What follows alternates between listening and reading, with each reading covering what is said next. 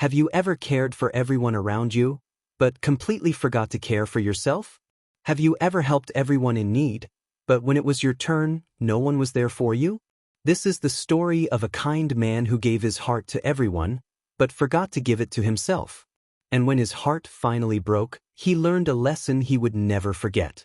In a small, quiet village surrounded by green fields and tall, swaying trees, lived a man named Rafi. Everyone in the village loved him.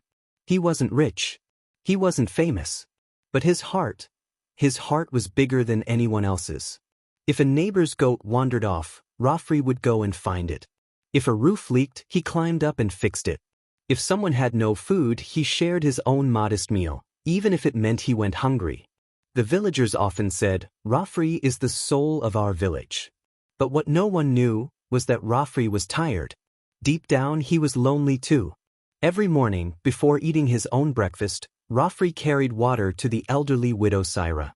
Then he helped his neighbor repair a broken fence. After that, he worked long hours in the fields under the sun until sunset. When he returned home, his own small house was falling apart. The roof sagged, the walls were cracked, and the floor was dusty. He would sigh softly, saying, "I'll fix it tomorrow." But that tomorrow never seemed to come. One evening, a young boy ran up to him, shouting, "Uncle Rafi, my father's ox fell into the pit. Please come." Without hesitation, Rafi ran. He pushed, he pulled, he did everything he could, and finally, the ox was safe. The villagers cheered. But that night, while walking home, Rafi's legs felt weak, his chest heavy, and his whole body trembling. He reached his door and collapsed. For 2 days, Rafi lay there, weak, alone, quietly hoping someone would notice. Perhaps Syra would come. Maybe a neighbor. But no one came. Everyone assumed he was busy helping someone else, unaware that this time he needed help. Looking at the sagging roof above him, he whispered, "I gave my heart to everyone, but no one is here for me." Tears fell down his cheeks. Then, on the 3rd day, a traveling monk came to the village.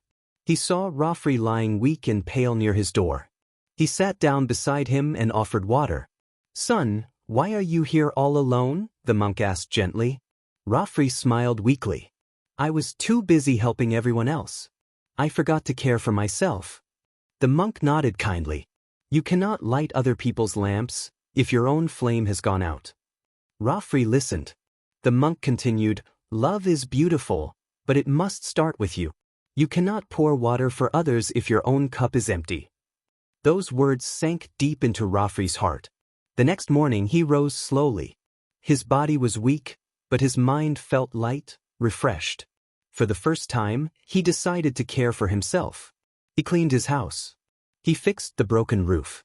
He planted flowers outside his door. Every evening he sat by the river and watched the sunset, something he had never allowed himself to do before. The villagers whispered, "Rafi isn't helping like he used to." But Rafi smiled. "I am still helping. I'm just starting with myself." Weeks went by. Rafi's face grew brighter. His steps stronger. When someone asked for help, he didn't always say yes immediately. Sometimes he said, "Let me finish my work first, then I'll come." At first, people didn't understand. But soon they realized.